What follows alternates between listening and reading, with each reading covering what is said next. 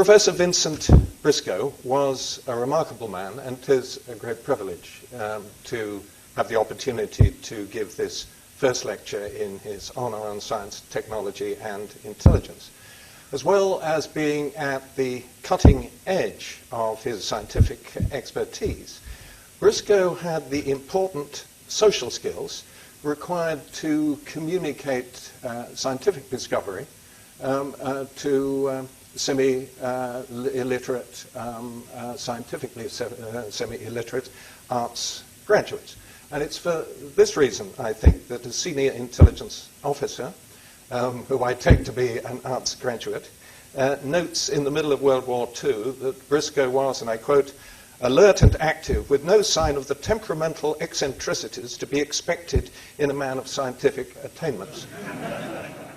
So he knew how to dissemble, since he did have very considerable scientific attainments. Now, nobody does nowadays. The 21st century intelligence agencies need a new generation of Briscoes. But the popular image of the influence of science and technology on intelligence work owes far more to fiction than it does to fact. Intelligence, after all, is the only profession in the world in which a fictional character is at least 100 times better known than any real intelligence officer, alive or dead. Now, of course, I'm referring to James Bond, who has been the brand leader in spy fiction and spy film for 50 years, which is longer, I think, than any brand leader has been brand leader in absolutely any area. I mean, even Coca-Cola has had more trouble with Pepsi than James Bond has had with that Hollywood wannabe Bond, who will never really make it. A majority of the world's population have seen and mostly enjoyed James Bond films, thus helpfully enhancing the reputation of British intelligence around the world and improving its recruitment possibilities. So let me give one example given me by a former intelligence chief, who, of course, I cannot name. He, as a young officer, was in the deepest third world, actually it's somewhere in Southeast Asia, approaching in the national interest a tribal leader who he assumed knew no English. Well, broadly speaking, the man probably did know hardly any English, but like a majority of the rest of the world, he'd seen James Bond filmed. As our man approached him, he said, "Hello, Mr. Bond." Well, just as Bond is the world's best-known spy, so the best-known scientist in the world of intelligence is the equally fictional Q, whose speciality, you will recall, is constructing secret gadgets. But for Q's gadgets, Bond would have been killed in only his second film, From Russia with Love, in which his life is saved by a high-tech homicidal briefcase. Over the last century, there have been a series of real Qs, including Briscoe, and Q departments, although none has been concerned with constructing lethal briefcases or fiddling with Aston Martins. During the 2 centuries up to the Second World War, the assistance most frequently sought by British intelligence agencies from scientists was to help detect the secret communications of spies and foreign governments. Briscoe's first experience of intelligence work in World War I seems to have been to devise reagents to expose the invisible inks used by German spies in Britain. During World War II, he coordinates much of the work in this field conducted by the intelligence community and the censorship authorities. So that doesn't really sound very exciting, does it? Secret ink nowadays scarcely seems like the cutting edge of scientific research. But actually, it had fascinated some of Britain's best scientists for centuries. The very term invisible ink was invented in 1665 by none other than Robert Boyle, world famous for his discovery of Boyle's law. Boyle was a theologian as well as a scientist, an unusual combination nowadays, but not at the time. And Boyle writes in almost theological language of the reagents required to make letters written in secret inks, and I quote, confess their secrets. not, I think, the language of scientific reports nowadays. Breaking ciphers, however, was an even higher priority for British intelligence than dealing with secret inks. For that reason, the skills of the mathematician were, for a couple of centuries at least, in greater demand than those of the natural scientist. It's often supposed that code and cipher breaking only began to become a major preoccupation of British intelligence during the two world wars of the 20th century. In reality, it also played a key role in two of the most dramatic crises of Tudor and Stuart England: the execution of Mary, Queen of Scots, at Fotheringay Castle in 1587, and the execution of King Charles I in Westminster Hall in London in 1649. Queen Elizabeth I's spymaster, Sir Francis Walsingham, employed the first great codebreaker in British history. The name is spelt Philippes, but that's simply a variant of Phillips. It's Phillips who decrypts the ciphered correspondence between Mary, Queen of Scots, and the wealthy young Catholic nobleman Sir Anthony Babington, which proves Mary's complicity in a plot to assassinate Elizabeth and leads to her execution for treason.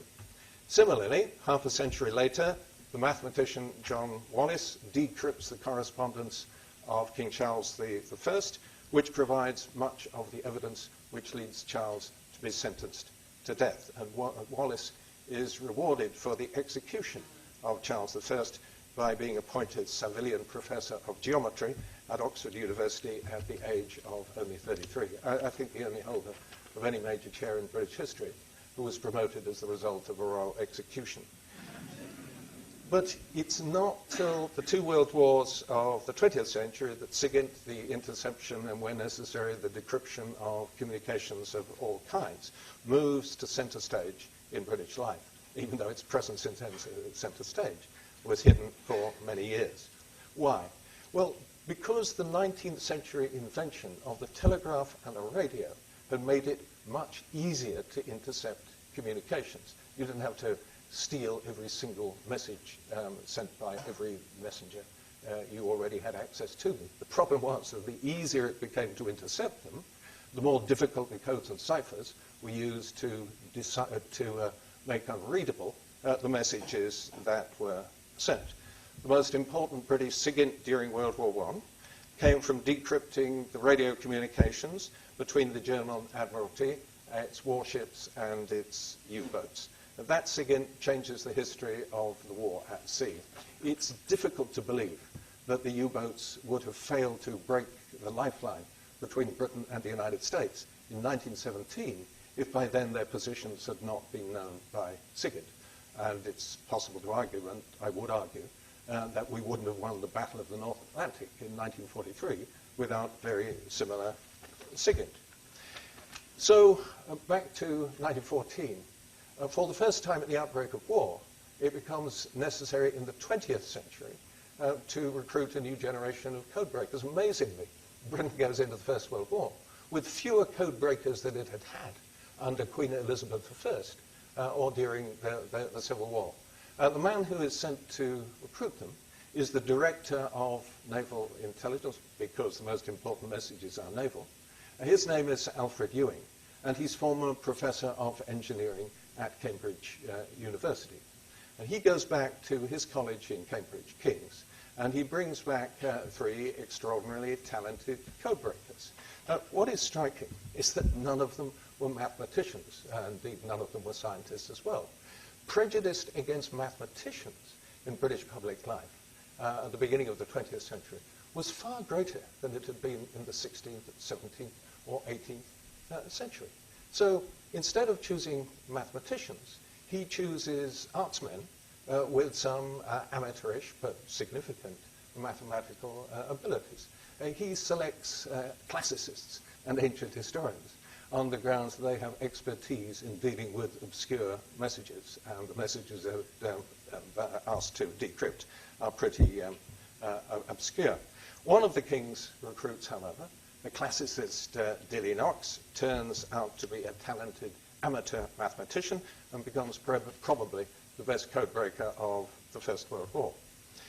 The successes of British codebreakers in military as well as naval intelligence in World War I opens up for the only time in the 20th century a major gap between the technical capacity of British and US intelligence, whose significance is, I think, still very poorly understood. Unlike Britain, America has no SIGINT agency until it enters the war in April 1917. President Woodrow Wilson nonetheless goes to extraordinary lengths to protect the secrecy of his communications with his chief foreign policy advisor, Colonel House, as House goes around the capitals of Europe trying to work out if there is some possibility of a negotiated peace. Wilson has devised two supposedly unbreakable codes, which are kept so secret they are known only to himself, to his wife, and to Colonel House. And as Wilson says after the war, all three of them spent, and I quote, many hours of many nights, end of quotation, laboriously encoding messages in these supposedly unbreakable codes and decoding the replies. What do they look like now? Well, one is a simple transposition cipher. The other is a code in which the code word for Secretary of War was Mars. And in Imperial College, I believe you'll be able to work out what Neptune meant as well. The happiest hours spent by British codebreakers during the First World War, mustn't exaggerate, the happiest minutes spent by British codebreakers during the First World War were decrypting the top secret communications of the President of the United States, which I'm assured is something that we don't do now, I think. Britain's World War I SIGINT produces, however, two vitally important precedents for World War II. First, the success of Dilly Knox and his university colleagues, not just Cambridge, but mainly Cambridge, convinced the authorities that code-breaking needs what are called men of the professor type. In other words, people like us, including women of the professor type. By the eve of the Second World War, with the German armed forces using the unprecedentedly complex Enigma machine cipher, it's accepted that you now need professional mathematicians, not simply arts people with some mathematical gifts. Secondly, the experience of the First World War accustoms the authorities to accepting that some of the best codebreakers display levels of personal eccentricity which would prevent them getting jobs in business, in Whitehall, or the armed forces. To the horror of senior naval officers, Dilly Knox does much of his best work, not in room 40 in the War Office, where the codebreakers are situated, but in room 53. What was room 53? Room 53 was the bathroom. Dilly Knox had the reasonable view that what worked for Archimedes would also work for him, that codes are most easily cracked in an atmosphere of soap and steam. I worry about the fact nowadays that students have showers and not baths. You just can't think without water pounding down on your head. My belief, and I can't prove this, is that taking regular hot baths, lying back and relaxing, could improve your BA result by at least 5%. But that's just a hypothesis. But for the precedent sent by Knox and others, it's difficult to believe that the even more eccentric Alan Turing, like Knox and like others, a fellow of kings, but unlike any in the First World War, a professional mathematician, and arguably the father of British computer science, could have been recruited in the Second World War to the SIGINT Center at Bletchley Park. During his first weekend at Bletchley Park, Turing hid his life savings, which he turned into silver ingots, in the Bletchley Woods. And after the Second World War, he was a tragic figure as he went around trying to work out where on earth he had put them. When I produced that story in the King's College Cambridge alumni magazine, King's Parade, I was delighted that one of those who'd helped him to look for them after the Second World War wrote in. Now, Turing and his colleagues didn't, of course, win the Second World War, but as many detailed studies show, they undoubtedly shortened it. World War II, thanks largely, but not exclusively, to Bletchley Park, marks a major turning point in the relationship between science and technology on the one hand and intelligence on the other. For the first time, intelligence becomes a major driver of important new technology. And the prime example is, of course, IT. The world's first electronic programmable computer, codenamed Colossus, is devised at Bletchley Park in 1943 to decrypt German communications sent by an even more complex method than the Enigma machine cipher. After the Second World War, NSA, the much bigger and better funded U.S.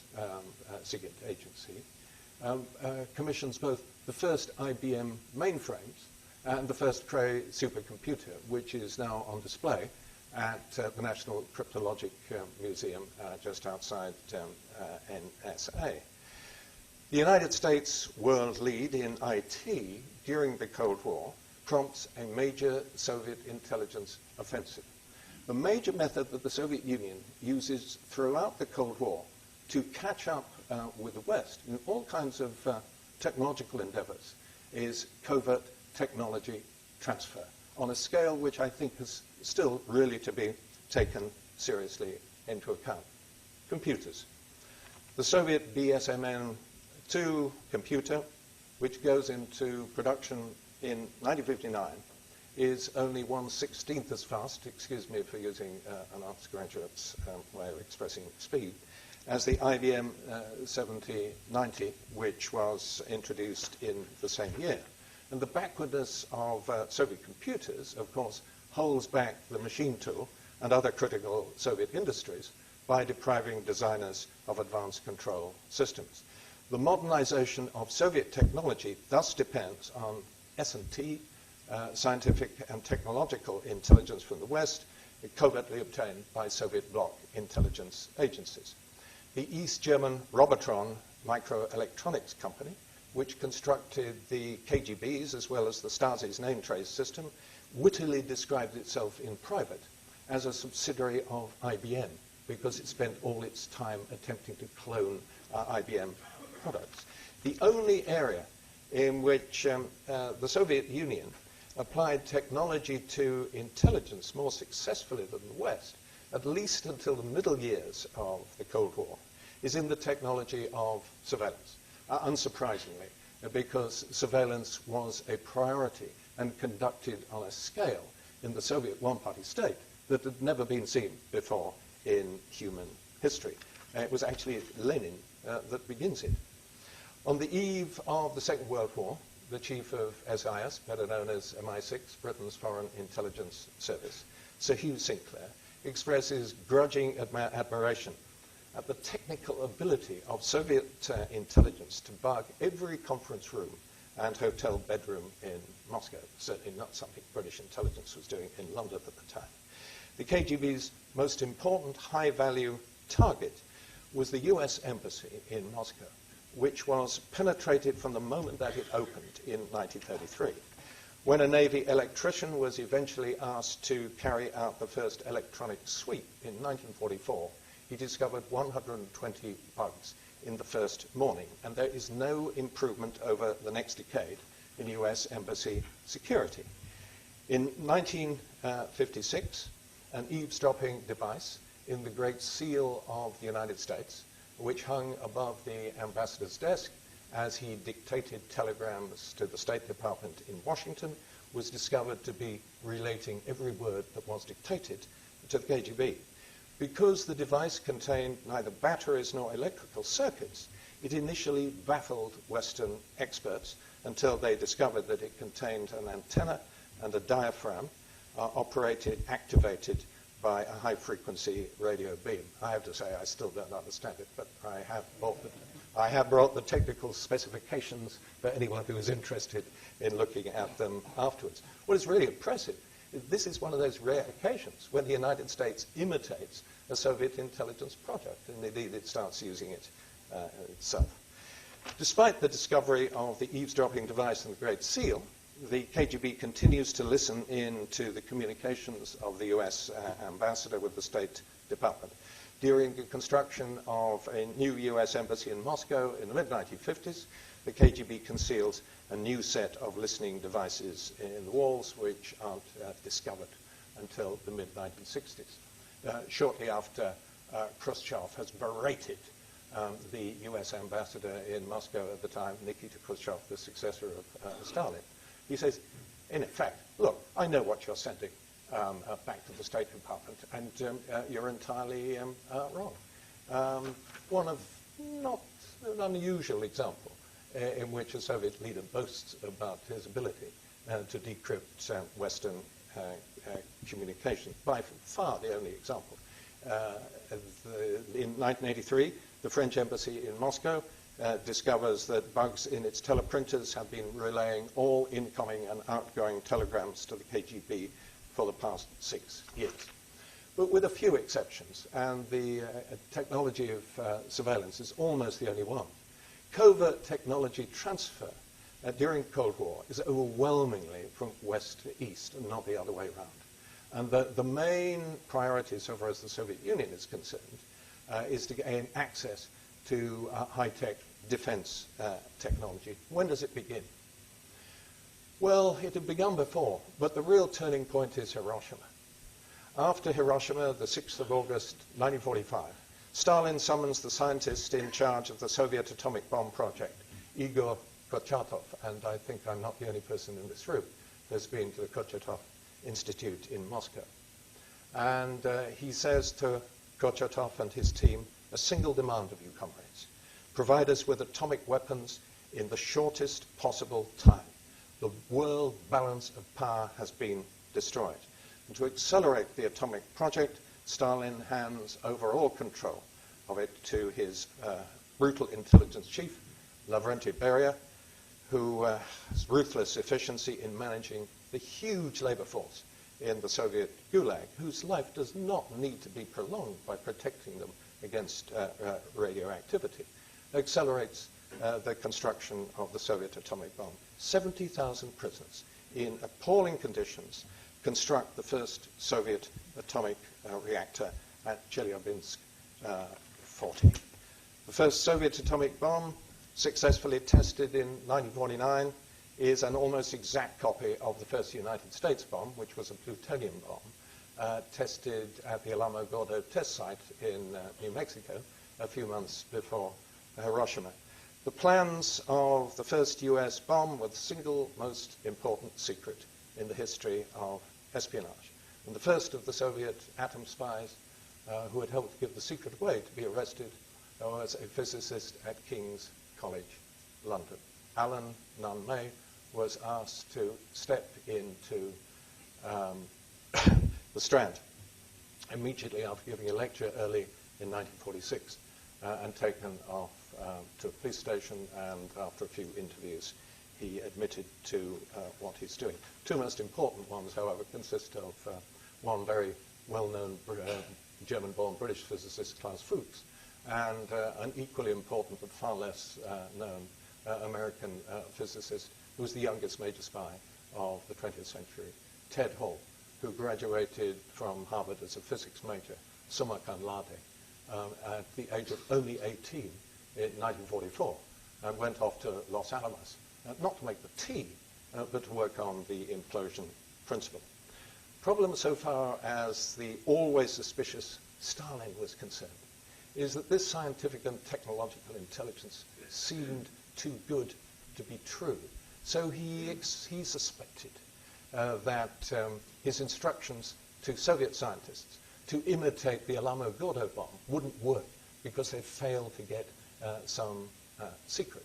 So Kurchatov, in the end, decides to do something which I think no nuclear physicist has ever decided to do before. He takes the nuclear charge, the plutonium charge of the first Soviet atomic bomb in a nickel container to Stalin's study in the Kremlin and puts it in his hand. Stalin says, how do I know this isn't simply a lump of sparkling nickel? To which, according to the version, he never wrote it down himself, but according to the version that he gave to his assistant Golovin, and this is also the version that I was told when 20 years ago I went to the Kurchatov Institute, Kurchatov replies, "Feel it, Josip Vissarionovich," who was Stalin. "The ball is warm. If it was iron, it would be cold." "Why is it warm?" demands Stalin. "Because," replied Kurchatov, "the continuous nuclear reaction of alpha disintegration is underway inside." Now, one of the most remarkable conversations I've ever had in my life was when I interviewed some years later the youngest major spy, as I've said, of the 20th century, and certainly the youngest major scientific spy, Ted Hall, who by that point, finding things rather hot for him in the United States, was working at the Cavendish in Cambridge and living in the same street to me. He was considerably interested in Stalin's reaction to the intelligence that was passed on to him. In the long history, even of the Kremlin, there have been few more extraordinary episodes. And the nickel ball containing the plutonium charge was, of course, a few months later at the heart of the first Soviet atomic bomb, exploded in the Kazakhstan test site. But the atomic bomb is only one of thousands of Soviet scientific and technological operations against the United States during the Cold War. We know from material brought from the KGB archives to Britain by the dissident KGB archivist Vasily Mitrokhin at the end of the Cold War that in 1975 the KGB's S&T directorate were running no less than 77 agents, as well as 42 confidential contact being somebody who would provide secrets, but wouldn't necessarily operate under instruction, all against American targets, chiefly in the defense industry, inside and outside the United States. Unlike Fuchs, unlike Hall, unlike Nunn-May, unlike other ideological S&T agents during the Second World War, these are mercenary agents working for personal gain, able to take advantage of the sometimes dreadful security of the U.S. defense industry. The most advanced defense industry in the Western world, and arguably the one with the weakest security. Throughout the Cold War, the United States remains a more important S&T target for Soviet intelligence than the rest of the world combined. And we have material from a series of high-level Soviet defectors, which more or less agrees with each other. In 1980, 61.5% of Soviet S&T comes from American sources, 10.5% from West Germany, 8% from France, 7.5% from Britain, 3% from Japan. In the same year, 1980, 1,085 S&T collection operations are successfully completed, benefiting, according to secret Soviet statistics, 3,396 Soviet R&D projects. According to another KGB report noted by Mitrokhin, over half the R&D projects in Soviet defense industry depended on S&T from the West. First and foremost, of course, the United States. Pentagon estimates were even higher. Well, we don't know the exact figures, but whatever the exact figures, I think it is possible to arrive at one conclusion which is contained in no history of the Cold War, and it's this, that both sides in the Cold War, not just the Warsaw Pact, I beg your pardon, not just NATO, but the Warsaw Pact as well as NATO, depended on U.S. defense industry. Except in the defense industry, however, the sclerotic Soviet command economy was unable to make use of most of the S&T that it received. And here, may I suggest, some wonderful research projects, which I tried some years ago to get going in a collaboration between Cambridge and MIT. I failed. They remain, in my view, wonderful research projects. We know that covert technological transfer took place on an unprecedented scale during the Cold War. And we know that it had a major impact on Soviet defense industry. But we do not know how it worked at the shop floor level. We do not know in any detail why it was that civilian industry could not cope with it. Now, there's no possibility of going to Moscow and saying, I'd like to interview some of the people who were involved in covert technological transfer. But it is possible in Germany, because Robotron the former East German microelectronics factory is, of course, the people who work in there are now German citizens. I've met one of them. And it seems to me that there is an absolutely wonderful project interviewing these people, looking at what Robotron records survive, and seeing how in IT a secret technological transfer works on the ground. So it would be wonderful if there was somebody here today who was interested in following up that project. I can't do it. I don't understand IT well enough. Though scientific and technological intelligence aggravated the Cold War arms race, imagery intelligence was of crucial importance in stabilizing the Cold War. So intelligence, in other words, both worsened the Cold War and helped to ensure that actually it didn't end in what many people expected it to end, in hot war, because all previous periods of such tension between major powers, there was tension after all for the better part of half a century, but always ended in war. There is no previous example in human history of such a long period of tension between such major powers, which did not end in warfare. Well, why not? Well, multiple reasons. But one of them is that after the tense first 15, 20 years of the Cold War, more like 15 years, both sides are accurately informed on the extent of the other's armed forces, and in particular the deployment of their nuclear strike force.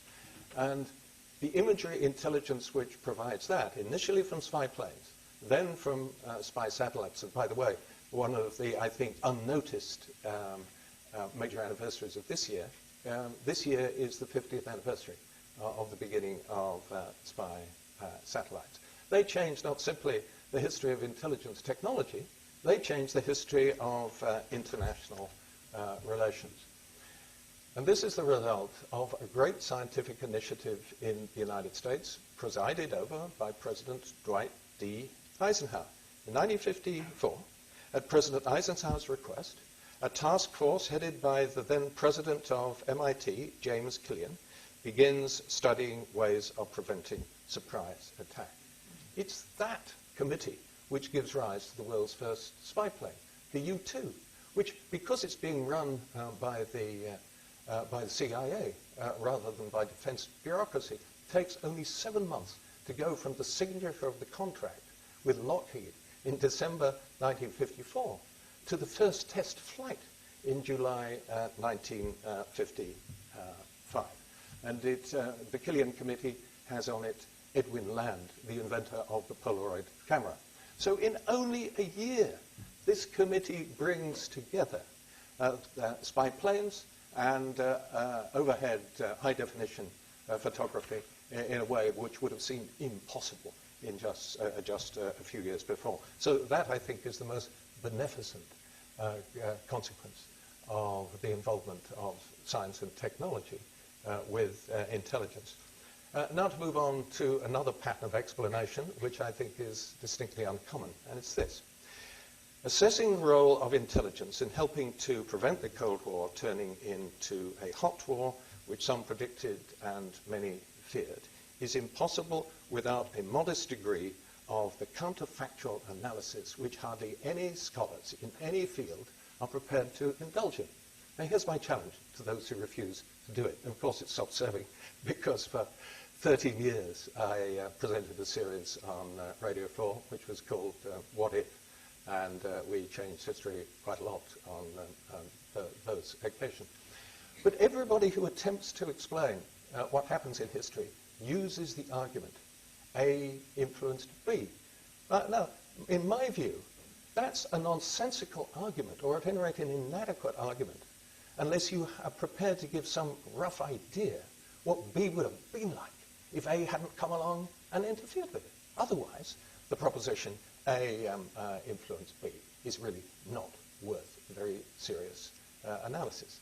Now, the problem usually is that it's impossible to form more than a speculative notion of what B would have been like if A hadn't come along and influenced it. But we can do that in the case of the Cold War, because we know what American foreign policy was like in the early and mid-1950s, before it had accurate imagery intelligence. What did it do?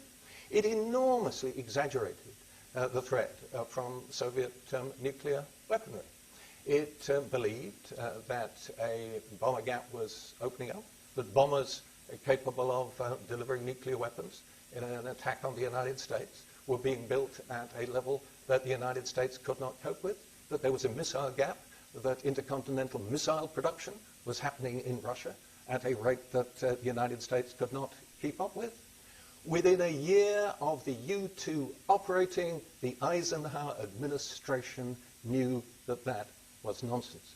But suppose that there had been no imagery intelligence in the 1960s, then it is logical to suppose that the United States policy towards Russia would have been as destabilized by exaggerated fear of the nuclear strike force of the Soviet Union as it was in the 1950s.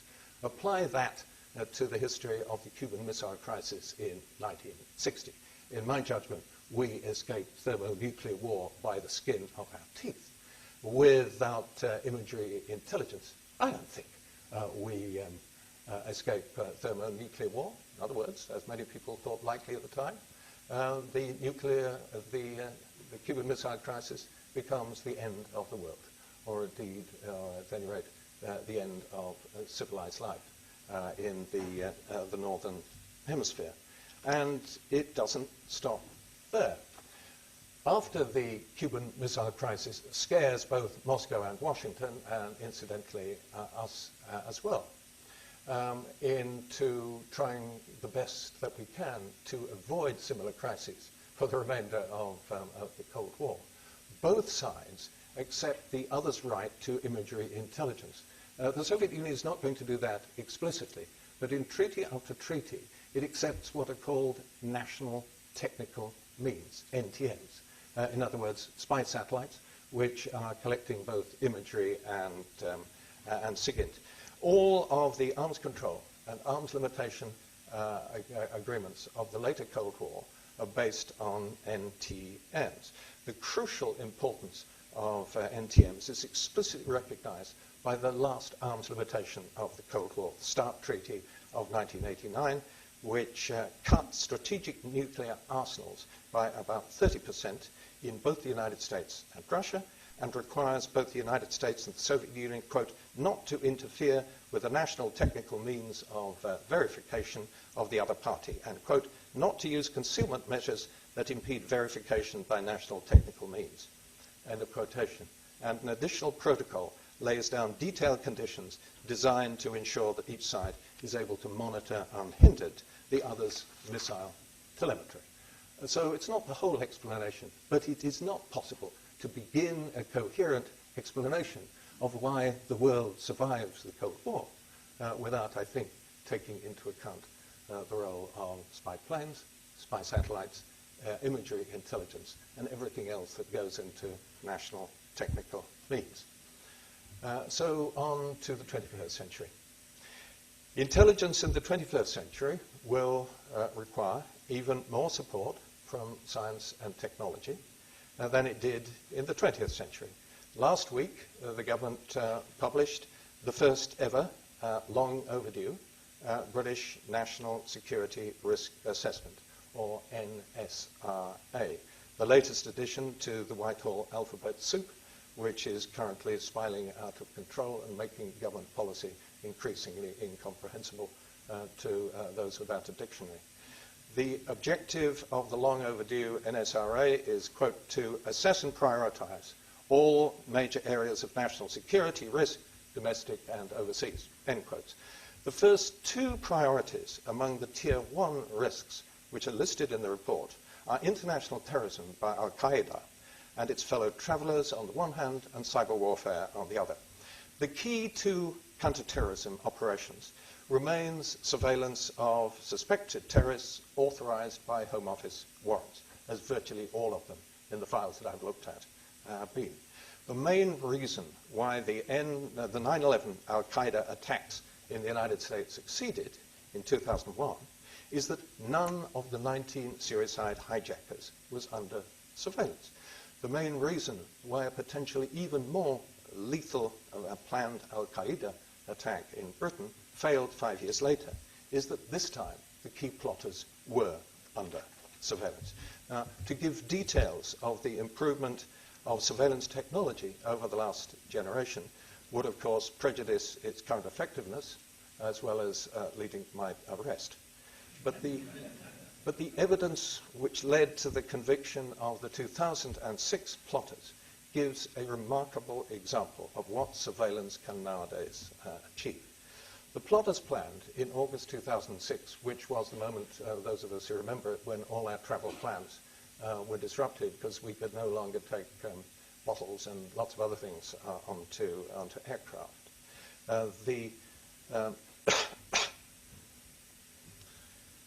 The moment at which this happened was a moment at which the plotters had planned to put suicide bombers on 7 planes leaving from Heathrow for great North American cities during a 3-hour period, so that if anything wrong was discovered on one of the planes, it would be too late to do anything about any of the other planes. And if, as was planned, some of them had exploded the bombs as they were actually landing on great American cities, then the loss of life would have been even greater than on 9/11.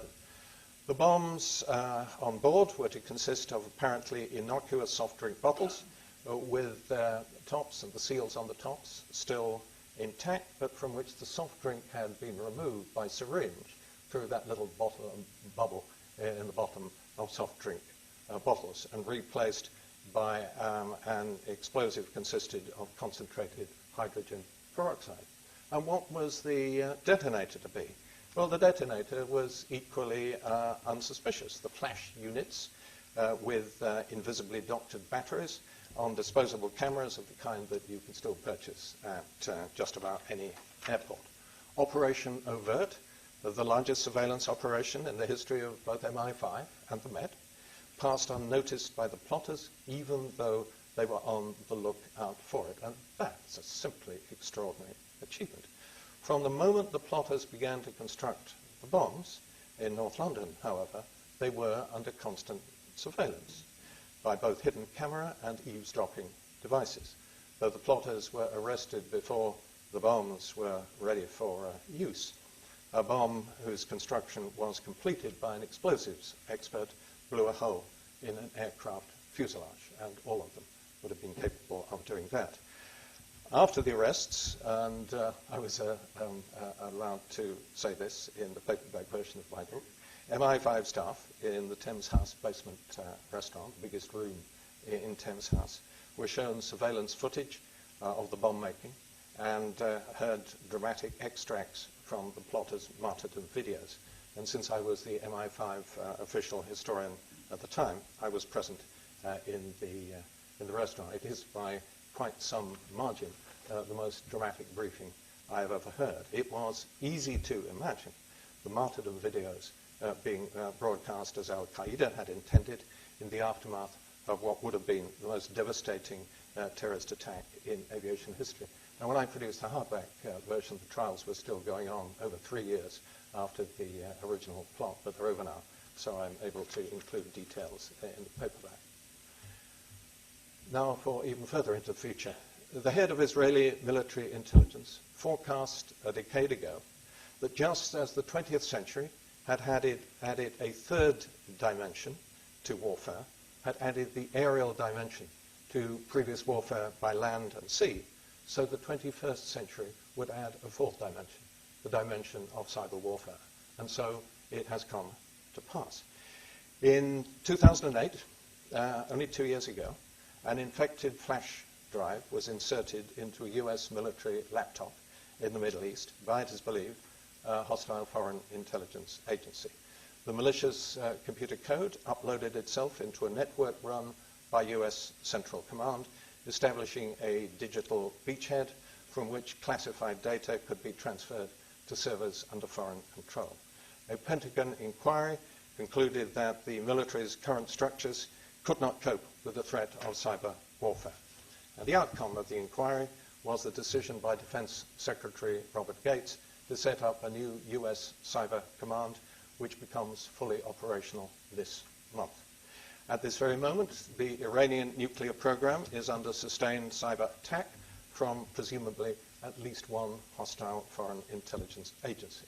A generation ago, Israel caused a major setback to Saddam Hussein's nuclear ambitions by destroying Iraq's Osirak reactor. Nowadays, the preferred weapon against the Iranian nuclear program is cyber warfare. The Stuxnet computer worm has shown the ability to penetrate the control systems of major industrial plants. 30,000 Iranian computers are said to have been infected, including, it is alleged, some at the Bushehr nuclear plant, whose startup has been delayed. Iran's computer-controlled uranium centrifuges are alleged to have lost 30% of their capacity. Less than a fortnight ago, the director of GCHQ, Ian Lobban, gave the first ever on-the-record speech by a director of GCHQ. What was his purpose? To warn against the dangers of cyber warfare against the United States. GCHQ's operations center at Cheltenham, he tells us, monitors minute by minute cyber attempts to penetrate systems around the world. But in my view, international terrorism remains an even greater threat than cyber warfare. Nuclear terrorism has passed from the unconvincing plots of James Bond films to being identified by President Obama at the world's first nuclear summit earlier this year as the main danger to global security now and for the immediate future. Seen in long-term historical perspective, which threats, alas, really are. A terrorist attack using WMD is inevitable, though in the foreseeable future it's more likely to take a radiological than a nuclear form, a dirty bomb, in other words, rather than a nuclear explosion. Why do I think that? Well, because if one looks back over the 3,000 years of recorded history, and actually you can look back a little bit further than that if you use other evidence, there have been only, I think, two major constants in human history. First is human nature itself. Though most human beings like us are reasonable people, there have always been a minority of fanatics determined to impose their beliefs and authority on the rest of us, whatever the cost. The 21st century is really not likely to be the only century in human history without a single Hitler and without a single Stalin. The good news is that the 21st century Hitlers and Stalin are not going to control states. There's not going to be, in my rash view, another Hitler in Berlin. There's not even going to be another Stalin in Moscow. Their 21st century successors are going to be the leaders of transnational terrorist groups like Osama bin Laden and of rogue regimes on the margins of the international system. So in terms of their political power, they're less powerful than they were. Unfortunately, in terms of their destructive power, they're becoming more powerful than they were. Why? Because once again, if one looks in long-term perspective, the second great constant in human history is that all human inventions spread around the world without any exception whatever, and without any possible exception whatever. The main difference over the centuries is that what used to take a long time in terms of proliferation now happens really rather quickly. It's over a decade since bin Laden told his followers that obtaining WMD to use against us, Jews and Crusaders, as he called us, is their religious duty. A year before 9/11, without realizing it at the time, MI5 counterproliferation operations disrupted a first attempt by Al-Qaeda to obtain material in Britain to develop biological weapons. The ambition of Diron Barrett, the chief Islamist plotter arrested as a result of MI5's Operation Rhyme in 2004, was to explode a radioactive dirty bomb in Britain. And though, as Barrett admitted, he failed to make the contacts necessary to achieve his ambition, other terrorists will try to succeed where Barrett has failed. Look, there are only two possibilities.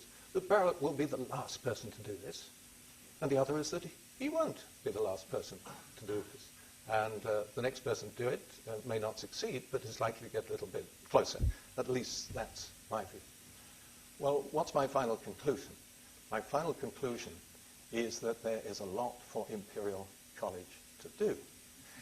As Imperial, as Institute for Security, Science and Technology, works to fulfill its mission to generate innovative solutions to security problems, it has the most difficult security problem to deal with in the entire history of security problems. Thank you very much.